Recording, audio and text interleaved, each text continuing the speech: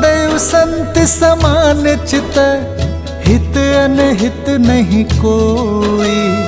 अंजलिगत शुभ सुमन जिनी, सम सुगंध कर दोई।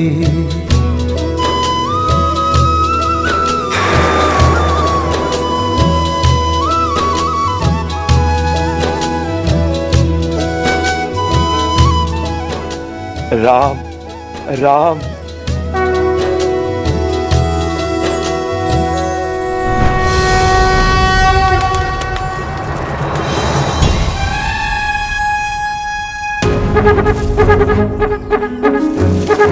यही सही समय अपनी इच्छा को पूरा करने का।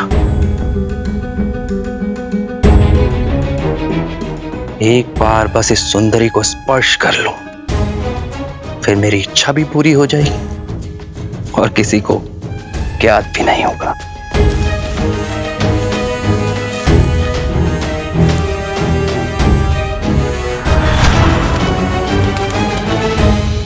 बताइए ना, किस और गए हैं वो?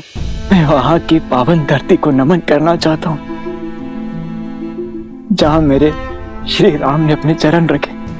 हम आपकी भावना का आदर करते हैं, पर हम श्री राम के दास हैं, उनकी आज्ञा ना ही टाल सकत।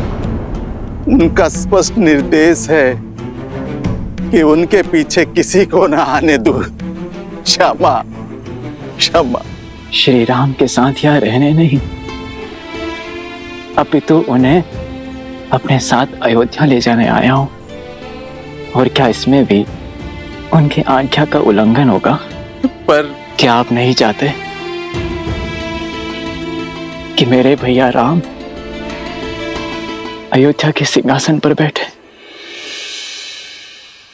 ना ही मेरे मन में कोई खोट है और ना ही मेरे वहां जाने से उनकी आज्ञा भंग होगी। आगे का मार्ग बता दीजिए मुझे, अन्यथा मैं अपनी देह यहीं त्याग दूंगा।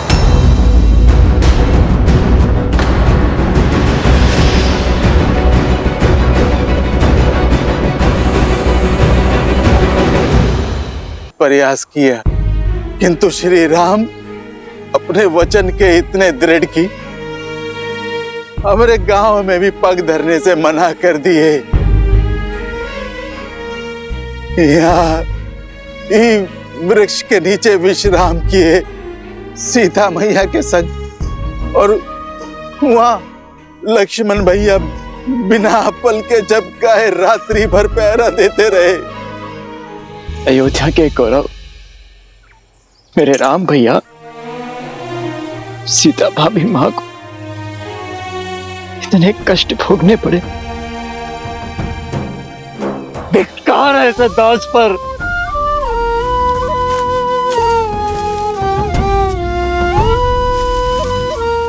अवश्य ही मेरी राम भक्ति में कोई खोट रहा होगा,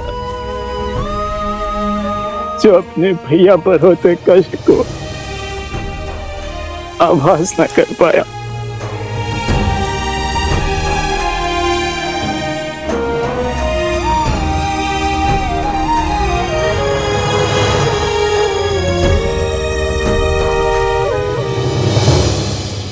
भोर होते ही सन्यासी का वेश धारण कर अपने केसों की जटा बांध वो वन की तरफ चल पड़े और अपनी पादुका भी छोड़ दी।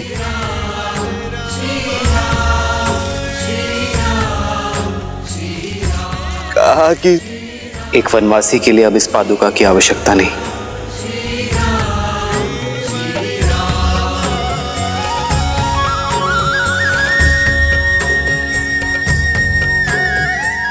जिस मार्ग पर मेरे राम भैया नंगे पांव चले हो,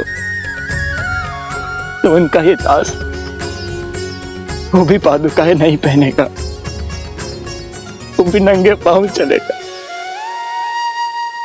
निषादराज, मुझे शीघ्र अपने भैया के पास ले चलिए। आप सब बहुत दूर से आए हैं, बहुत थक गए हैं, तनिक विश्राम कर लीजिए। जब तक अपने राम भैया के चरणों में अपने किए हुए अपराध की क्षमा ना मांग लूं, राहत की सांस नहीं लूंगा मैं। बताइए ना, कहाँ गए वो? वन की ओर।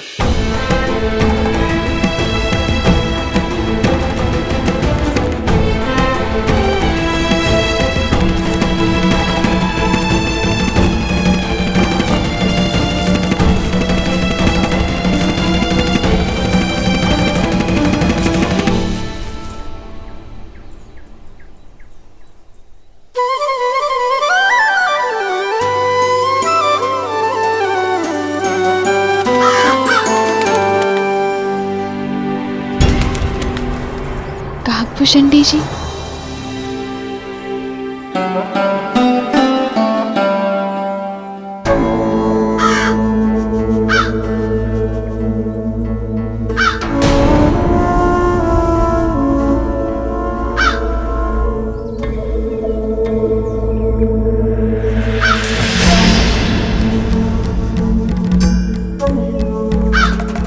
कौन हो तुम?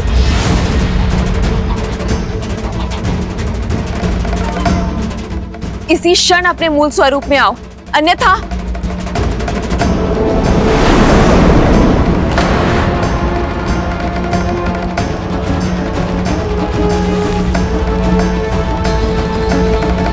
मैं इंद्रपुत्र जयंत हूँ, कृपया क्रोधित ना हो। मैं तो केवल आपके चरण स्पर्श कर आपका आशीर्वाद लेना चाहता था। एक स्त्री को प्रकृति छठी इंद्री के साथ इस संसार में भेजती है, जो मलिन स्पर्श और मलिन दृष्टि दोनों को समझ जाती है, और तुमने मुझे मलिन हृदय से छुआ है।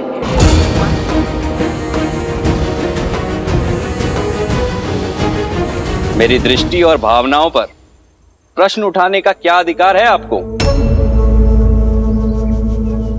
स्वर साध के बात करो जयंत। क्यों? रूपवती है तो क्या किसी पर भी लांछन लगाएंगी? वनवासी होकर इतना साहस, इंद्रपुत्र जयंत को धमका रहे हो।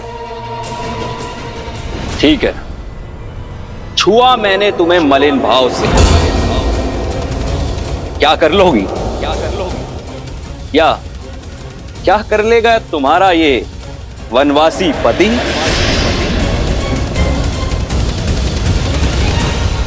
जितना बड़ा पद उतना ही बड़ा दंड। पर मैं तुम्हें एक अवसर देता हूं जयंत, अभी इसी क्षण सीता से क्षमा मांगो। और जो ना मांगू तो? कौन है यहां पर जो मुझे दंडित करेगा? राजपाट छिन गया, वन वन यूं तपस्वियों की तरह भटक रहे हो, लेकिन अभिमान ज्यों का त्यों। देवराज इंद्र के पुत्र से उलझने की चेष्टा कर रहे हो।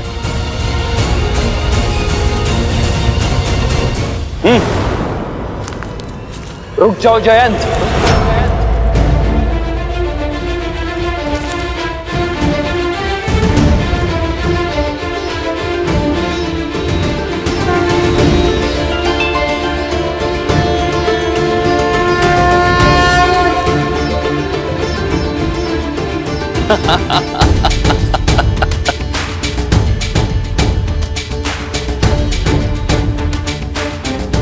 अब इस छोटे से तिनके से प्रहार करोगे मुझ पर?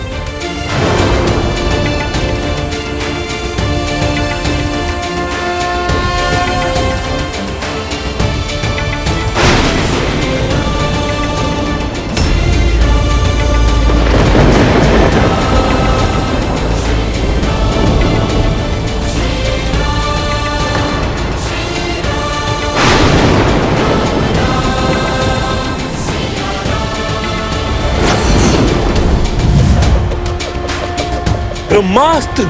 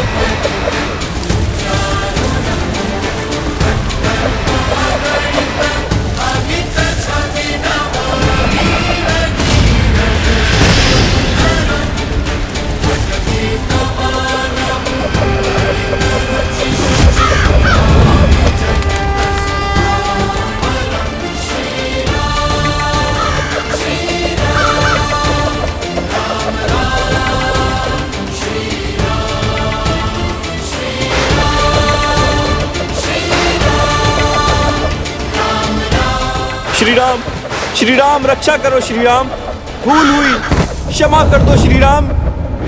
रक्षा कीजिए प्रभु, मेरी रक्षा कीजिए। काम ने मेरी बुद्धि भ्रष्ट कर दी थी। माता मेरी रक्षा कीजिए, भविष्य में ऐसी भूल कभी नहीं होगी। मैं पर स्त्री को अपनी माँ का आदर दूंगा। मेरे प्राणों की रक्षा कीजिए। युग चाहे कोई भी हो, समय चाहे जैसा भी हो, एक स्त्री की गरिमा भंग करना सदा ही महापाप की श्रेणी में आता है जयंत। यदि एक निर्धन की लज्जा पर प्रहार करोगे, उसे सताओगे, तो एक तिनका भी ब्रह्मास्त्र बनकर लगेगा तुम्हें। कुछ अपराधों के लिए क्षमा नहीं, सीख देनी पड़ती है। एक स्त्री का शील भंग करने के दंड से तो स्वयं तुम्हारे पिताश्री भी ना बच सके और सहस्त्र घाव लेकर घूम रहे हैं, तो तुम कैसे बचोगे? तुमने मुझसे क्षमा मांगी, इसलिए मैं तुम्हारे प्राण नहीं हरूंगा। किंतु जिस वासना भरी दृष्टि से तुमने मेरी सीता को देखा है, जिस काम और आतुर विचारों से तुमने उसे छुआ है, उसका दंड तुम्हें अवश्य मिलेगा।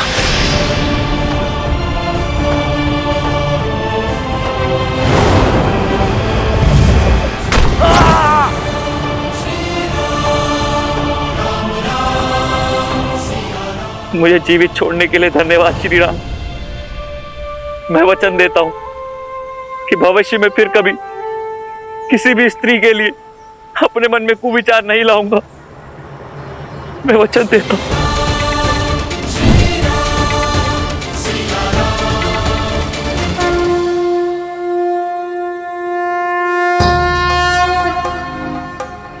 मार्ग दिखाइए ऋषिवर।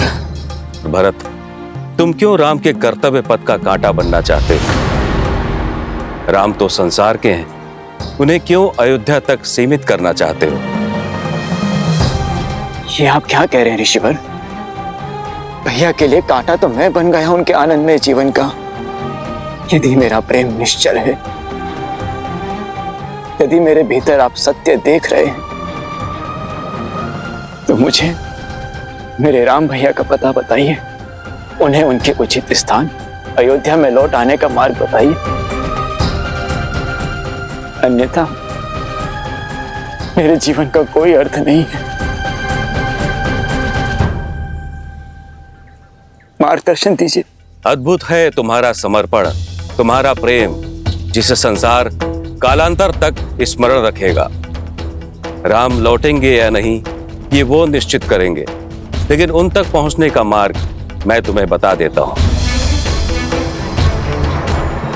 सुमत जी, निषाद राज जी, आप दोनों दो टुकड़े लेकर अलग अलग मार्ग से चित्रकूट के प्रस्थान करें और मैं प्रजा और परिवार के साथ आगे बढ़ता हूं। देखिए, इस निर्जन वन में कहां वसंत आया हुआ है। अवश्य भैया वहीं होंगे।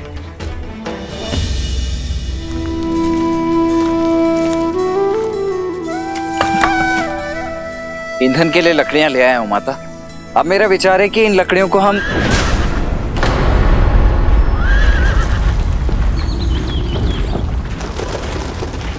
अवश्य कोई संकट निकट है।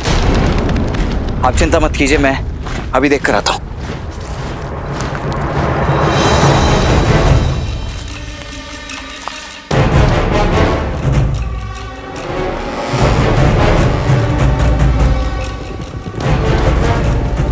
अयोध्या का सैन्य दल। भैया सावधान!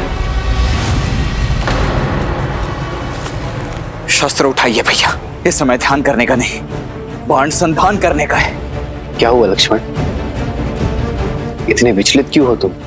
क्योंकि दुस्वप्न सत्य होने जा रहा है भैया, परंतु मैं उसे इस बार सफल होने नहीं दूंगा। बस आपको मेरी सौगंध है, आप मध्य में मत आइएगा।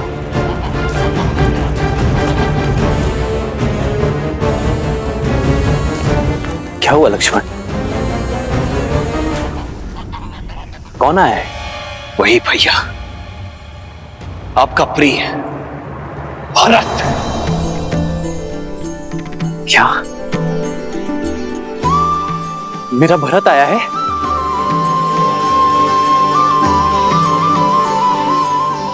भरत? अवश्य गुहा का हृदय जीत लिया होगा मेरे भरत ने। अब तो बड़े हो जाओ लक्ष्मण। क्या बचपन की भांति अब भी मेरे प्रेम के लिए भरत से लड़ने को सज्ज हो तुम? आपका मन इतना पवित्र क्यों है भैया? देखिए भैया, देखिए, आपका प्रिय भरत अकेले नहीं आ रहा है, अपने साथ संपूर्ण सैन्य दल को लेकर आ रहा है। भैया देखिए, आपका प्रिय भरत अकेले नहीं आ रहा है, अपने साथ संपूर्ण सैन्य दल को लेकर आ रहा है। और सेना लेकर कोई भी भ्रातृ प्रेम जताने तो नहीं आता है भैया, आक्रमण करने आता है। आपको निष्कासित करके उसका मन नहीं भरा है भैया, और फिर अयोध्या के मन में अब भी बसे तो आप ही है ना भैया। इस बात को सहन नहीं कर पाएगा, वो नहीं कर पा रहा है। भय है उसे भैया कि कहीं उसका राज्य उससे छिन ना जाए, इसीलिए आप पर आक्रमण करके इस संदेह को सदा सदा के लिए मिटा देना चाहता है। लक्ष्मण, संसार में ऐसा कुछ नहीं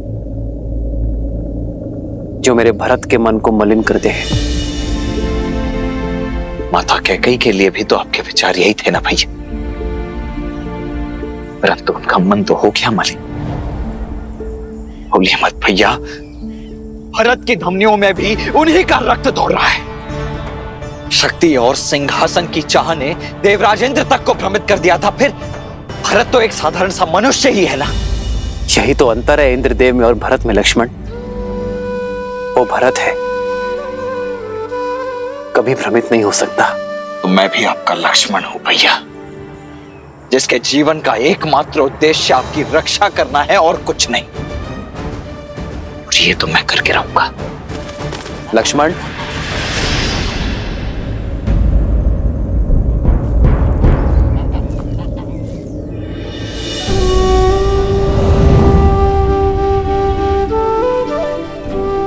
तुम्हारे सामर्थ्य पर तनिक भी संदेह नहीं है मुझे लक्ष्मण, किंतु आवेश में आकर बिना उचित अनुचित का भेद जाने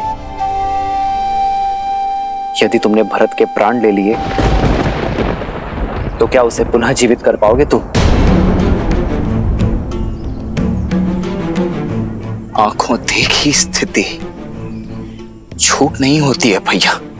सत्य दृष्टि और श्रवण से परे होता है लक्ष्मण।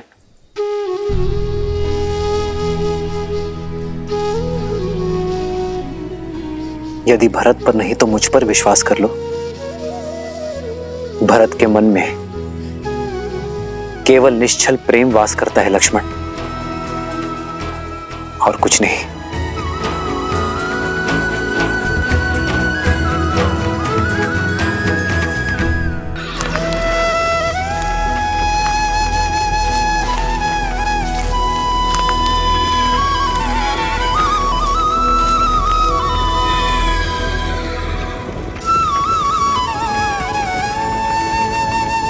भरत भैया, भरत भैया, वो कुटिया मिल गई जिसमें श्री राम, सीता मैया और लक्ष्मण भैया रहते रहे। अब एक क्षण भी उनका वियोग नहीं सह सकता मैं। वो कुटिया कहाँ है? हुआ है भरत भैया। निषाद राज जी, आप शेष सभी को लेकर के आइए, अब और प्रतीक्षा नहीं कर सकता मैं। हुआ चलो चलो चलो, सब पीछे पीछे आओ, हमरे आओ, चलो।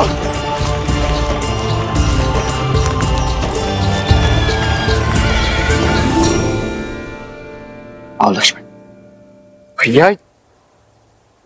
भाभी माँ, आप ही समझाइए ना भैया को। समझने की आवश्यकता तो तुम्हें है लक्ष्मण। आवश्यक तो नहीं ना भैया, कि स्नेह का जो बीज आपके मन में पनप रहा है वही भरत के मन में भी हो। यदि उसका ध्येय युद्ध हुआ तो करने दो। भरत हमारा महाराज है और राजा पर अस्त्र उठाना अधर्म है। तो यह अधर्म करने के लिए भी सज्ज हूं मैं भैया। यदि भरत शत्रु बनकर आया ना, तो आपकी सुरक्षा में उस पर शस्त्र उठाने के लिए तनिक भी संकोच नहीं करूंगा मैं भैया। लक्ष्मण,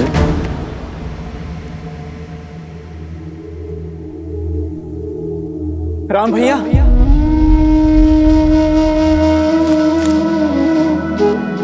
आदर्श और मर्यादा की है ये कथा।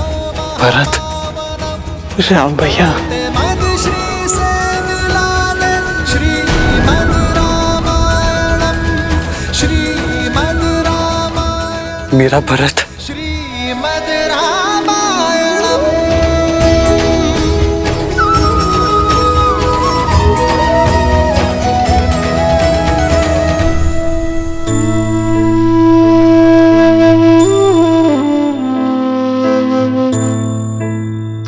हमारा अयोध्या का महाराजा भरत। आप महाराज मत कहिए भैया।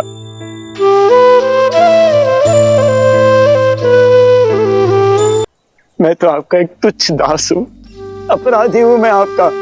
दंडित होने आया हूं आपसे। जो दंड देना है भैया मुझे दीजिए, मुझे दंड दीजिए भैया। उठो भरत। हृदय में बसने वाले चरणों में नहीं बैठा करते।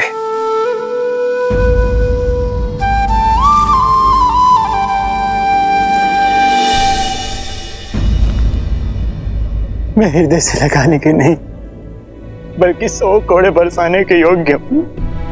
अपराधी हूं मैं आपका। मुझ पापी के कारण आपको इतनी वेदना भोगनी पड़ी। महलों की शोभा बढ़ाने वाली मेरी भाभी मां को एक वनवासी का जीवन जीना पड़ा, और अपने प्राण से प्रिय लक्ष्मण को इतना कष्ट भोगना पड़ा। मुझे दंड दीजिए भैया, मैं इसी का भागी हूं, इसी का भागी हूं मैं।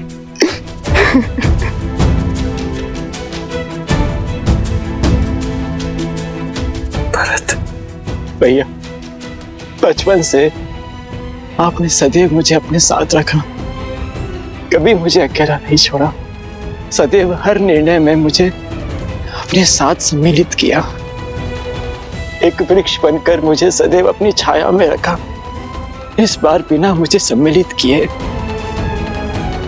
अपनी छाया से दूर कर अकेला छोड़ा है अपने भरत को, अकेला छोड़ा है भैया। भरत,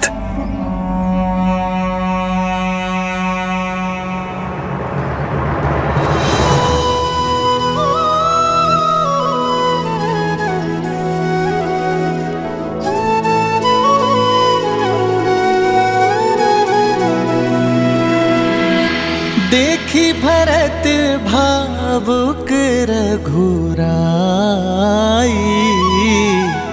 ब्रात मिलन की घड़ी है आई।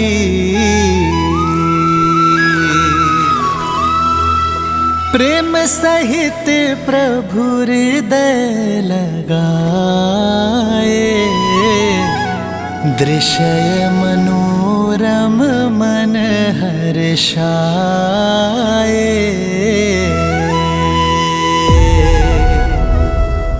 विश्वास नहीं होता, भिन्न भिन्न गर्भ से जन्म लेने वाले भाइयों के बीच इतना प्रेम। भाई एक दूसरे के पूरक होते हैं देवी।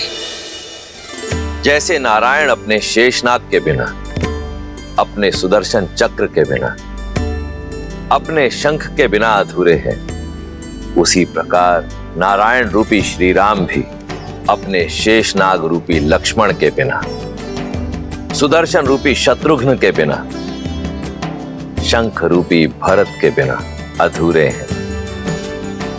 भविष्य में जब जब संसार में प्रेम और धर्म का महत्व कम होगा, तब तब ये संसार इन चारों भाइयों के परस्पर प्रेम और समर्पण को सदैव स्मरण करेगा।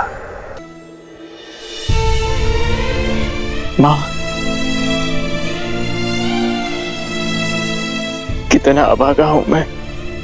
मां शब्द कह तो दिया, किंतु संकट की घड़ी में अपना पुत्र धर्म नहीं निभा पाया, मुझे तो नर्क में भी स्थान नहीं मिलेगा माता। ऐसे अशुभ शब्द ना कहो भरत। अशुभ तो आपके साथ हुआ है माता। अपराधी हूं मैं आपका, पापी हूं मैं। लक्ष्मण, लक्ष्मण तुम्हारा भी अपराधी हूं मैं, पापी हूं मैं। तुम ही दंड दो मुझे। उठाओ ये धनुष और चला दो बाण मुझ पर।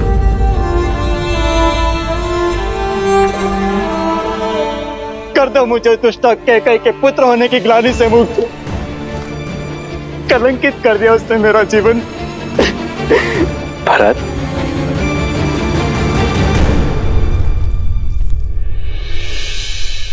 मेरी माता कैकई के लिए अपशब्द मत कहना। रघुकुल में स्त्री के सम्मान का पाठ पढ़ाया जाता है, उन्हें कलंकित करने का नहीं। और माता कैकई केवल एक स्त्री नहीं है, हमारी माता है। पिताश्री की तो सबसे प्रिय है माता कैकई। सोचो भरत, जब पिताश्री को ज्ञात होगा कि तुम्हारे विचार ऐसे हैं तो कितना कष्ट होगा उन्हें।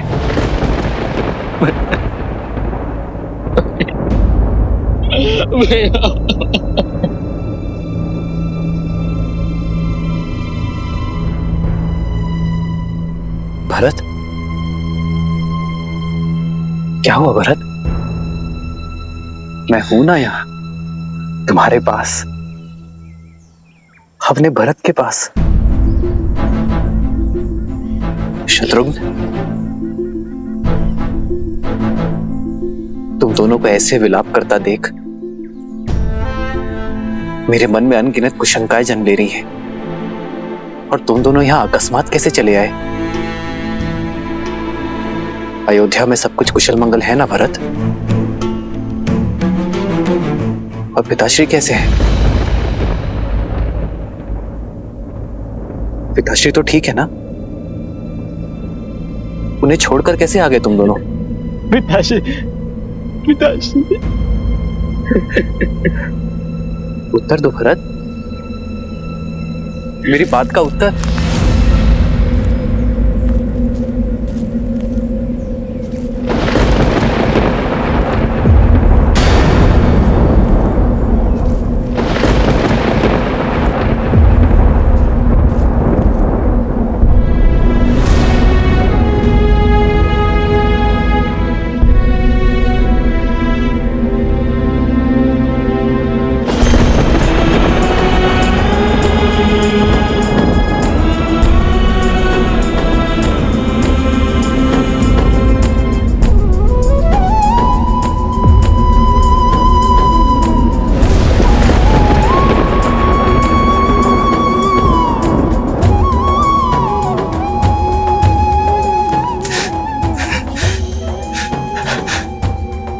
हमारा हाथ हो गए भैया।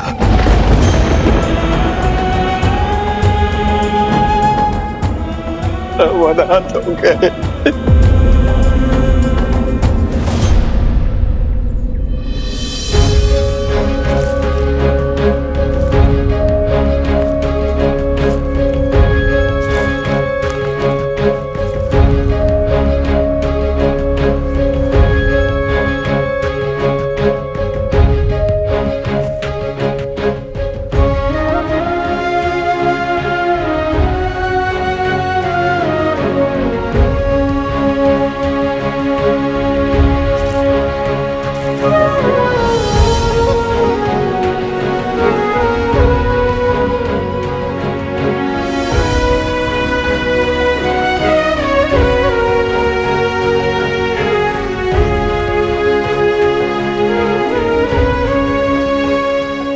मां, पिताश्री के जाने के बाद मेरे माओ की ममता का ही तो सहारा है मुझे। यदि आप टूट गई मां, तो इस राम को कौन संभालेगा?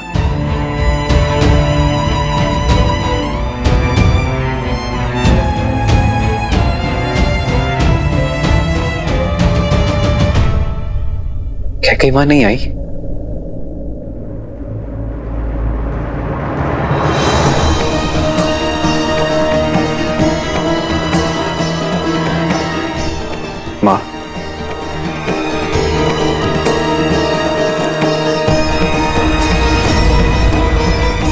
माँ होने का स्थान और सम्मान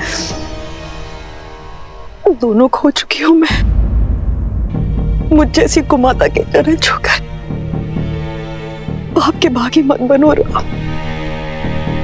स्वर्ग जैसी अयोध्या में ईर्ष्या का बीज खोला है मैंने। प्राणों से अधिक प्रेम करने वाले पति के प्राण लिए हैं मैंने। सगे पुत्र से भी अधिक प्रेम और सम्मान करने वाले पुत्र को कष्टों का ये वियोग दिया है मैंने राम। मैं तो तुमसे क्षमा मांगने योग्य भी नहीं हो रहा, क्षमा मांगने योग्य भी नहीं हो रहा। ऐसा मत कहिए मां, क्षत्रानी हैं आप। अस्त्र को अग्नि में तपाकर अकाट्य बनाया जाता है, स्वर्ण को तपाकर कुंदन बनाया जाता है। आप तो अपने राम को और सबल बना रही हैं मां। सब नियति का खेल है मां। जो आज अशुभ है वो कल शुभ हो जाएगा।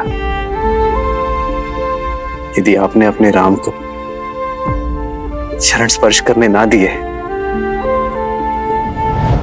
तो आपके राम का जन्म व्यर्थ हो जाएगा मां।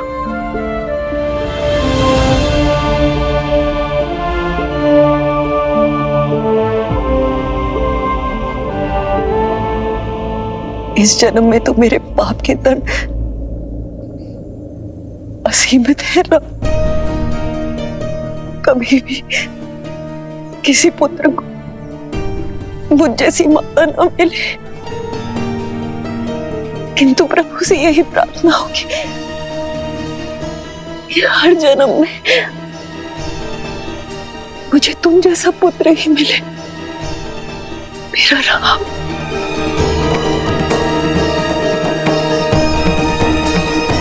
राम,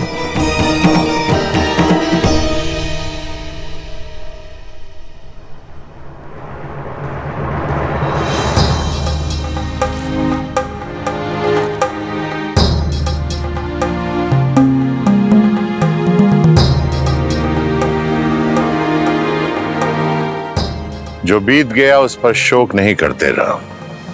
शोक जितना बड़ा है उससे कहीं बड़ा दायित्व भी है।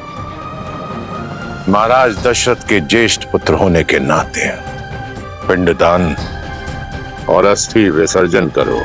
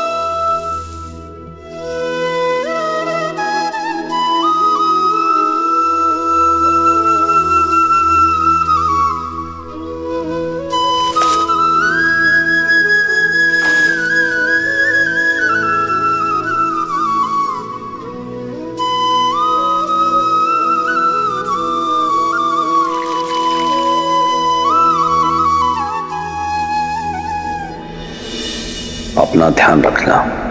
जी पिताश्री, मैं अपना और अपने भाइयों का ध्यान रखूंगा।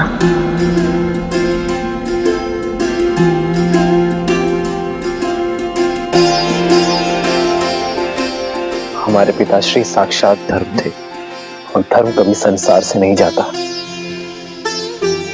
वो हम सब में अंश बनकर, अयोध्या का मान बनकर, रघुकुल की रीत बनकर। महाराज दशरथ की अंतिम संस्कार की अंतिम क्रिया समाप्त हुई। पंचतत्वों से बना हुआ शरीर पंचतत्वों में विलीन हो गया। जीवन का यही परम सत्य है और इसे स्वीकार करो पुत्र, और अपने पिता के सपनों को और उनकी मर्यादाओं को साकार करो।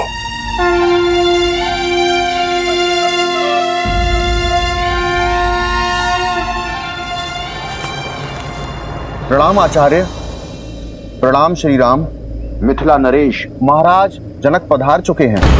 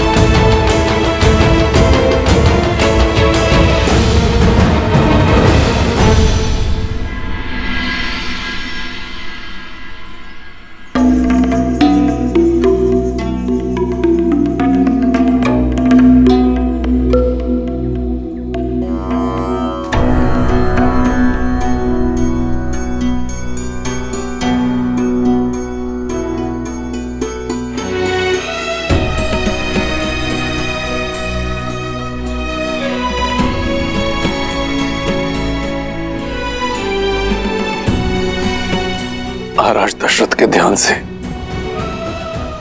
जितनी विचलित अयोध्या है, उतनी ही शोकाकुल मिथिला भी। महाराज की धर्मपरायणता, उनका शौर्य, उनकी नीतिबद्धता युगों युगों तक स्मरण की जाएगी। अयोध्या और मिथिला को गौरवान्वित करेगी।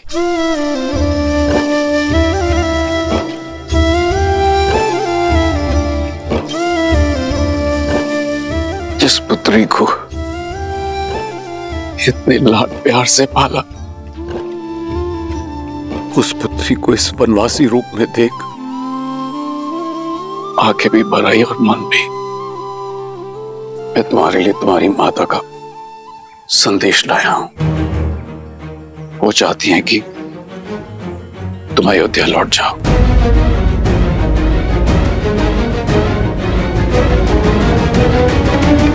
तुम्हारी माता चाहती हैं कि तुम अयोध्या लौट जाओ और वहां अपनी बहनों के साथ महल में रहो, यहां वन में नहीं।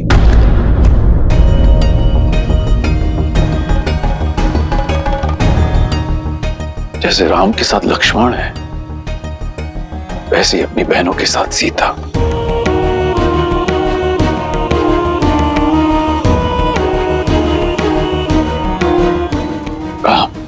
माता सुनैना ने आपसे प्रार्थना की है।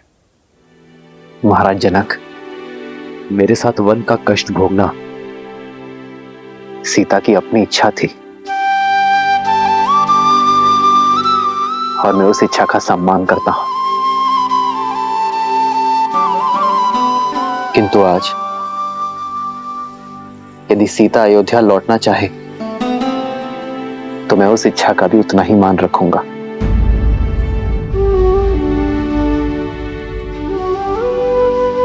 पुत्री, अब तो श्री राम की भी सहमति है। तुम साथ चलोगी ना पुत्री? एक पिता की विनती है। पिता के निश्चल प्रेम को और पति के समर्पण को कोई स्त्री नहीं नकार सकती पिताश्री।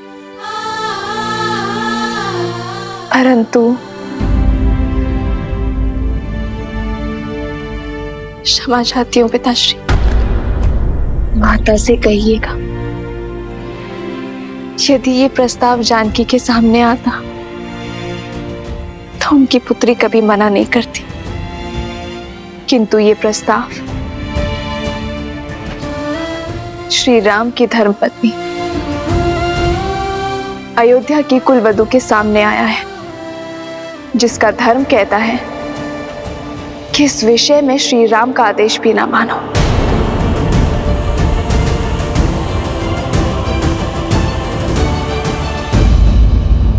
पिताश्री, माता से कहिएगा कि अग्नि साक्षी बने हैं हम, और ये बंधन इस संसार के किसी भी कष्ट से नहीं कटेगा।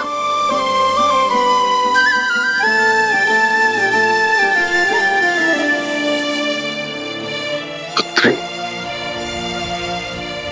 तुम्हारा ये समर्पण स्त्री जाति के लिए एक उदाहरण स्थापित करेगा। सुख तो साथ मिलकर सभी भोगते हैं, किंतु जो साथ मिलकर कष्टों में आनंद ढूंढे वही सच्चे दंपति हैं।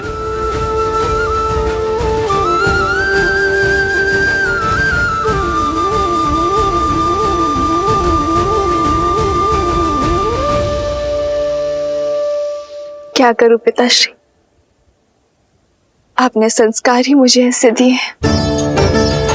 आपके संस्कारों का अंकुर ही तो मेरे व्यक्तित्व का वृक्ष है पिताश्री।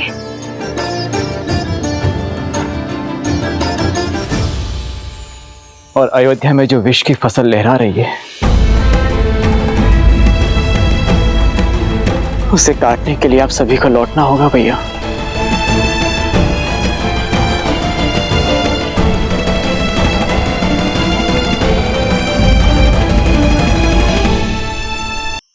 धार्मिक वीडियो सबसे पहले देखने के लिए हमारे चैनल को सब्सक्राइब करें और बेल आइकन दबाएं।